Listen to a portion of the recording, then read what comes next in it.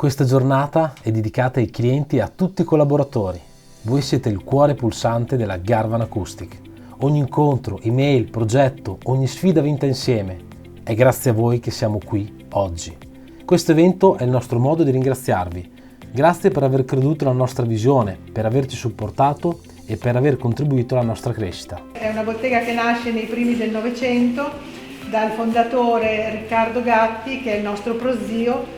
Noi siamo la terza generazione che manda avanti questa bottega artigiana. Lui nasce come scultore, poi viene a Faenza e inizia la sua attività di scultore e poi mano a mano decide di aprire proprio una bottega artigianale. Perciò all'inizio si fanno tutte le decorazioni classiche di Faenza, però sempre con un occhio particolare all'innovazione. Lui è sempre stato molto curioso di trovare nuove tecniche, di trovare nuovi colori, di sperimentare sempre. Tant'è vero che poi qui nasce questa famosa tecnica riflesso, che è quella là che vedete in terzo fuoco, che sono acidi, ossidi, è un'alchimia ideata da lui e così com'è, con questa tipologia di tecnica la facciamo solamente noi.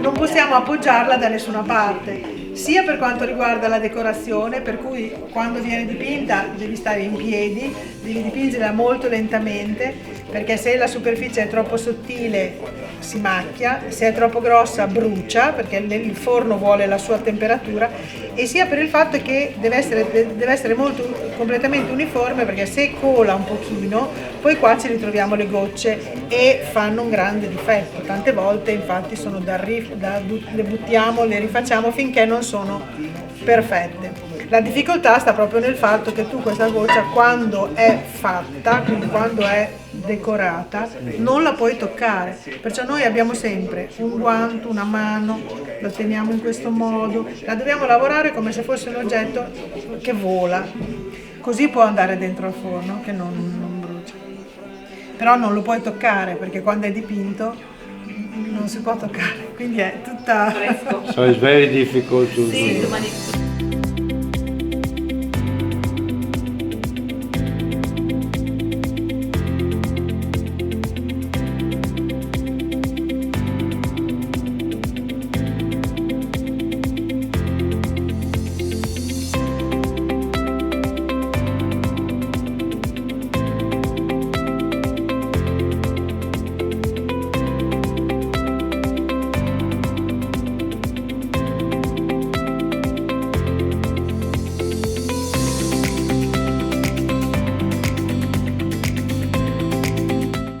Carriera da pilota ha lasciato il ricordo di tante vittorie e un'esperienza che pochi al mondo possono vantare. Esordì nel moto mondiale nel 1983 con la MBA nella classe 125 e in tutta la sua carriera di pilota ha sempre corso nella 125.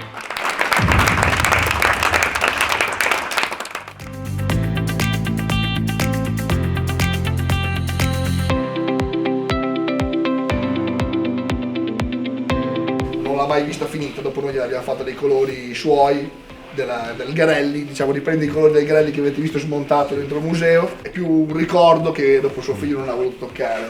Aveva fatto questa MotoGP a basso costo, che non era proprio una vera e propria MotoGP, e che sembrava che fosse il futuro delle categorie, poi dopo non ha avuto successo. E poi dopo aveva messo in produzione questa qui da vendere al pubblico. Ne doveva fare 213 di pezzi, poi ci fu lo tsunami in Giappone e ne hanno fatte solo 140, 150, non lo so bene. Questa è la numero 127 e costa come un appartamento di quelli grandi. E questa è la vera proprio moto che ha corso a Valencia, motore Honda CBR 600, perché era proprio la prima. Telaio Morivachi era proprio la prima del 2010, passaggio dalla 250 alla Moto 2. E è stata Honda fino a 3 anni fa. Venivano utilizzati nel 2008, 2009 e 2010 anche per correre nei cartodromi i ragazzini di 8, 9, 10 anni fondamentalmente. Fanno i 100, 120 comunque, ecco, li fanno.